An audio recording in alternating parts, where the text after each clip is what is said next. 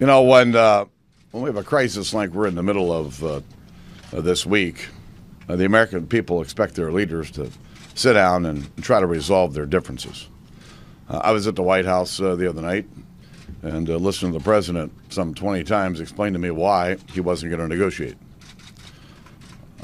Sat there and listened to the majority leader in the United States Senate describe to me that he's not going to talk until we surrender.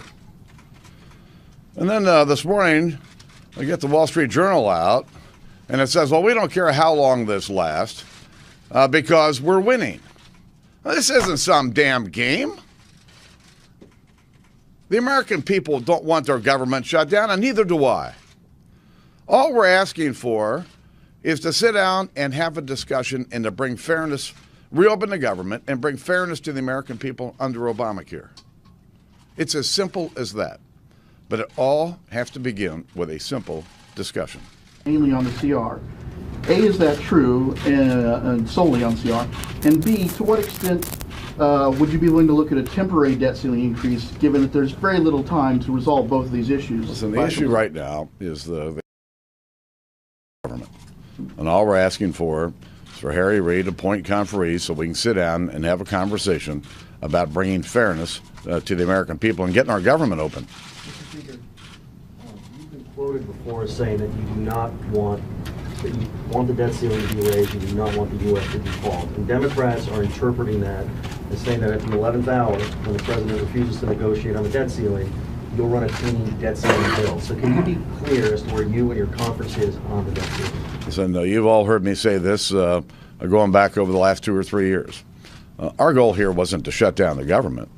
Our goal here was to bring fairness to the American people under Obamacare. I don't believe that we should default on our debt. It's not good for our country. But after 55 years of spending more than what you bring in, something ought to be addressed. This year we'll have more revenue than any year in the history of our country and yet still have a nearly $700 billion deficit. And I think the American people expect if we're going to raise the amount of money we can borrow, we ought to do something about our spending problem and the lack of economic growth in our country.